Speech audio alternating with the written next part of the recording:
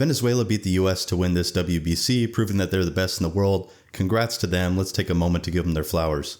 Now that we're done with that, it's time to make some excuses and list out who we blame for this embarrassing loss. I'm going to rank who I blame the most, starting with number 1, Tarik Skubal. But Tarik Skubal didn't even pitch in the final. Exactly. In fact, there's another player on this list who didn't even play in a single game this WBC. In case you didn't know, Skubal only pitched in one game this WBC, and it's widely speculated that's because he's in his contract year and didn't want to risk injury. The fact of the matter is that if you have both of last year's Cy Youngs on your team, one of them needs to pitch in the final. That's kind of non-negotiable. As embarrassing as it is that the US barely made it out of pool play, pool games do not matter if you're choosing one game to pitch in. Skubal only pitched against Great Britain of all teams. The US was expected to make it out of pool play, and they should have acted like it and had him pitch in an elimination game. But overall, the attention that's been garnered around Skubal has to have had a mental effect on the rest of the team. I'm sure he really did want to pitch in more than one game, but it's one of those situations where you only have 3 options. 1, just pitch in an elimination game. 2, don't join the team at all. Or 3, keep a low profile and be honest. I do feel bad, the media is doing everything they can to put attention on him, including me right now, but instances like saying you drove through a rainstorm to support your teammates,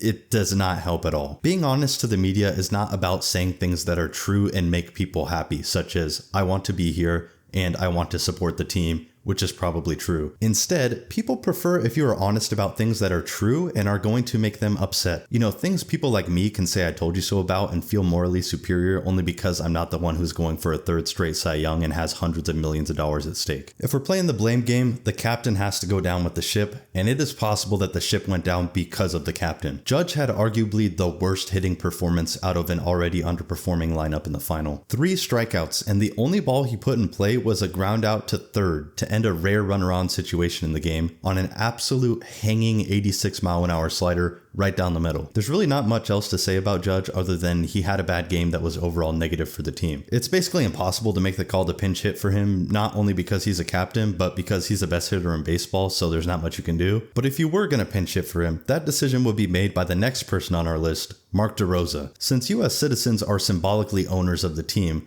like any good owner, the manager should be one of the first guys you blame, regardless of reasoning or validity. It is always a solid move. The blunders he made leading up to the final game in pool play just cannot be excused in the modern media environment. In case you hadn't heard, he made comments before the unthinkable loss to Italy about how the US had already qualified for the quarterfinals. This of course was not true, and US's loss in that game immediately following those comments almost turned out to be their last if it wasn't for Italy also upsetting Mexico to avoid a tiebreaker. He also made comments about how some of the guys celebrated that wrongly assumed advancement that night and how they might be, quote, dragging today. Now, I have genuinely never heard this expression in my life as it relates to males, but my only assumption is that it meant they were hungover or in some other way sleep deprived from celebration. This is obviously horrible to say when the offense then went out and looked embarrassing for most of the game, but the absolute worst part about this is I don't even think it's true. I truly believe this was a PR effort by DeRosa to make it look like Team USA cared. In reality, they probably all got an early night's rest for a 7 a.m. tea time where they all talked about how they can't wait to get back to spring training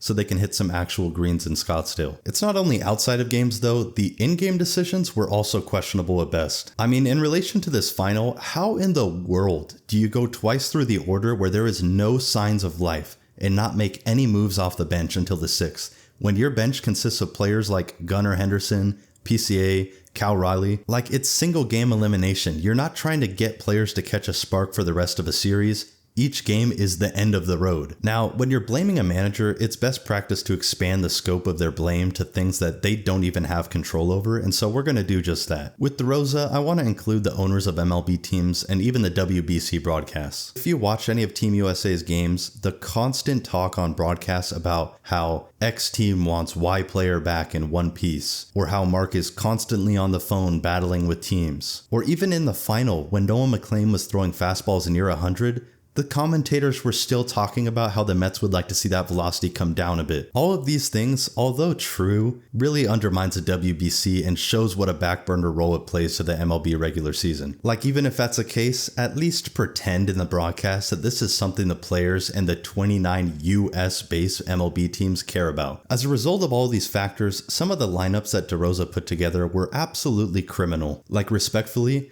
there is no universe in which Paul Goldschmidt should so much as be out of his Team USA sweatshirt in the year of our Lord 2026, let alone be starting. And this was also the reason that the unhittable and umpire-wooing Mason Miller was not available for the 9th inning in the final. The Padres would only allow him to pitch in this game if it were a safe situation. That is unbelievably lame by the Padres, and they should be ashamed. But it's not even a disadvantage that you can blame, since the same was true for Venezuela and Daniel Palencia. If Mason Miller wasn't available, then one of the actually smart things that DeRosa did during the final was put Garrett Whitlock in, who is next on our blame list. I feel bad to even put Whitlock on this list since he actually played in 4 games for Team USA and was great in all the games leading up to the final.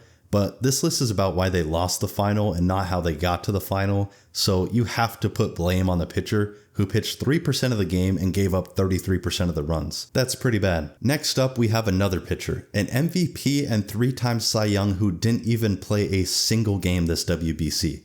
Clayton Kershaw. Again, same as with Goldie, with all due respect that is owed to the GOAT Clayton Kershaw, his inclusion on Team USA continues a strange tradition where the team roster includes players who are mostly there for symbolic reasons. Players who are legendary in some capacity or have had very long MLB careers, but absolutely do not embody the best of the best in USA baseball at that moment. I understand that he was taken off the active roster after pool play ended, but the USA talent pool is too deep to be wasting any spots on a retirement tour. Maybe they should take a page out of Venezuela or the DR's book and include them on the staff instead. If Kershaw actually wanted to help out the team, he could have led a mutiny after the Italy loss and declared himself the manager of the team. Can you imagine how fired up you'd be as a player? Final inclusion on our list, Alex Bregman. Because of his Astros connection, a lot of Americans didn't like him, but this was his opportunity to get them on his side for playing for his country. He didn't do that throughout the tournament, and he didn't do that in the final. I was so confident the USA would win, so I made a deal with you guys that if they lost, I would give someone a $40 gift card for WBC merch. Only 2 people responded, which is almost as embarrassing as Team USA losing. If I ever recoup my losses on that $40 by the time the next WBC rolls around in 2029 or something,